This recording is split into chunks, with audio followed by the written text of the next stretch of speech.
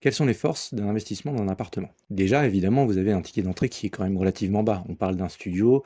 Un studio, vous avez un maximum 35-40 mètres carrés pour les plus grands. Vous payez des mètres carrés quand vous investissez en immobilier. Donc, mathématiquement, plus les mètres carrés sont faibles, moins vous paierez gros à la fin. L'appartement est l'actif qui propose aujourd'hui le meilleur ratio risque-apprentissage. Effectivement, vous êtes relativement sûr aujourd'hui de louer votre studio. Vous êtes relativement sûr de pouvoir le revendre aussi. Vous touchez à la fois des investisseurs, mais pourquoi pas aussi, de jeunes actifs qui souhaitent investir, eux aussi ou acquérir en tout cas en tant que RP. Un studio ou même un T2, hein, ça peut être un T2, un T3 sur un appartement locatif, ça se fait très bien.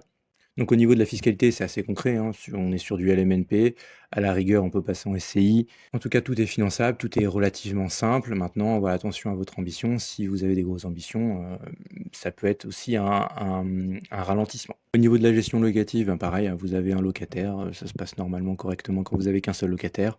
Donc vous apprenez, la relation avec un locataire qui vous paie un loyer, qui vous paie pas le loyer ou, qui, vous demande, X ou Y réparation.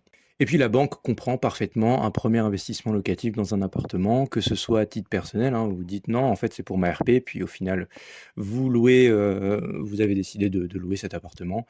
La banque est lésée évidemment, mais bon, ça peut se faire aussi, hein, vous avez le droit de changer d'avis à la fin. Sur des appartements comme ça, il y a quand même une liquidité élevée. Pourquoi une liquidité élevée?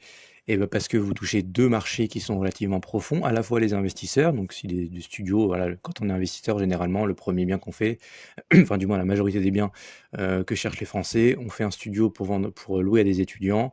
Tout le monde sait faire ça, vous pouvez aussi avoir une grosse asymétrie d'information sur ce genre d'investisseurs. Donc vous pouvez revendre très facilement votre bien. Et puis pareil, la résidence principale, c'est un T2, T3, tout le monde cherche des T2, T3 à acheter. C'est facilement revendable et donc liquide. On va faire un calcul très simple. Aujourd'hui, un investissement locatif, tout le monde est capable de faire à peu près 5. Voilà, tu vas voir, un agent immobilier, tu dis: «Je veux faire 5. OK, très bien monsieur, madame. Ouais, voici tout ça et puis en l'espace d'1 ou 2 mois, tu as ton investissement à 5 de rendement. Et ce qu'il ne faut pas oublier de calculer, c'est évidemment tout ce que tu vas devoir payer face à ces 5. Et dans ces conditions actuelles, avec on est à 3-4 de taux d'intérêt déjà, tu rajoutes à ça l'assurance et cetera. J'ai mis à peu près 4 de TAEG, plus 5. Là j'ai mis de vacances là, c'est une erreur. C'est pas vacances aléas, c'est, 5 de taux de capitalisation en fait, tout simplement. C'est, ton remboursement de capital. Ça, les 2 de frais annuellement, c'est des frais que tout le monde oublie. Mais quand vous avez les appels de travaux de l'AG qui surviennent tous les 5-10 ans parce qu'il faut remplacer l'ascenseur, parce qu'il faut remplacer la toiture, parce qu'il faut faire un ravalement de façade, et ben, en fait, lissé sur l'année, annuellement, on est à peu près à 2 du montant de la valeur du bien et de votre appartement. Donc, dans les frais, il y a évidemment la taxe foncière et cetera. Et on arrive en fait, ben, si on fait le calcul, on est quasiment déjà à 10 en fait. Il faudrait quasiment avoir un rendement à 10 pour être en autofinancement. Et là, je vous parle pas de rendement, ce que tout le monde vous vend là, le cash flow, positif tous les mois, pour sortir un revenu de votre activité de loueur, en immobilier. Non, non, là, je vous parle juste d'un autofinancement. L'autofinancement, en fait, qui est la base de tout projet entrepreneurial. Voilà, quand vous cherchez autre chose que du 5 dans un investissement immobilier, c'est que vous faites relativement l'entrepreneuriat, hein. On reste sur une activité où on va vendre du service, on vend un logement à louer. Même si on vous dit que c'est du revenu foncier, et cetera, ça reste quand même une activité entrepreneuriale. Donc on voit finalement que 5 par rapport à 10 en fait, ça va être très compliqué d'aller chercher 5 restants pour faire de l'autofinancement, pour avoir, une entreprise qui fonctionne bien, c'est-à-dire où vous avez des flux de trésorerie qui sont juste neutre, c'est-à-dire que vous n'avez pas besoin de décaisser de l'argent tous les mois pour votre bien immobilier ou du moins décaisser votre argent, tous les ans pour payer un petit peu plus de taxe foncière parce que votre bien s'autofinance pas. De plus, vous avez des risques liés à la copropriété. Un des risques qui est le plus sous-estimé, c'est la divergence d'intérêts. Dans une copropriété, vous n'avez pas forcément que des investisseurs, vous n'avez pas forcément que des occupants ou des personnes qui sont en résidence principale, en fait.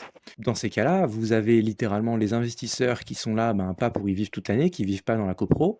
Donc vous comprenez bien que, les poubelles qui sont ramassées plus souvent, des parties communes bien entretenues et cetera, et ben, la personne qui vit là toute l'année, c'est important pour elle. Donc évidemment, la personne qui vit là toute l'année, quand il va falloir voter pour ou contre en AG, pour un meilleur confort de vie au quotidien, ça peut être X ou Y, charges, hein, charges d'entretien, de maintenance et cetera, et ben, oui, elle va voter pour. Alors que vous êtes investisseur, ce que vous cherchez, c'est payer le moins possible pour, aller chercher un maximum de rentabilité, peut-être l'autofinancement, ou autre. et ben, conflit d'intérêts et puis vous allez voter contre, les propriétaires sont plus nombreux que vous à l'AG et puis ils votent pour et puis vous vous retrouvez avec des décaissements absolument incroyables, une trésorerie négative et vous allez payer beaucoup plus de charges que prévu. Également, faites attention aux mauvaises surprises parce que des travaux qui arrivent 1 ou 2 ans juste après votre achat, et ben, ça peut vous plomber votre rentabilité, ça vous plombe votre trésorerie et puis un investissement qui paraissait joli sur le papier se retrouve finalement 1 ou 2 ans plus tard négatif. Donc pour votre sortie, ben, ça peut peut-être retarder un petit peu les choses. Également, en fait, quand vous êtes en appartement, ben, le levier travaux est quand même relativement limité.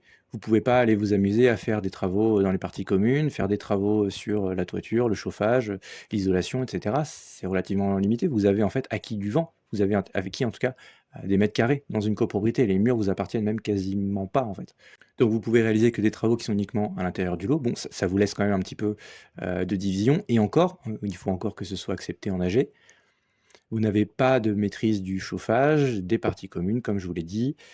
Et en fait, voilà, vous avez vraiment un plafond au niveau de la création de valeur. Vous ne pouvez pas faire des miracles dans un petit espace, hein, du 30, 40, 50 mètres carrés, même si c'est un T1, T2, T3, bah, vous ne pouvez pas faire des miracles.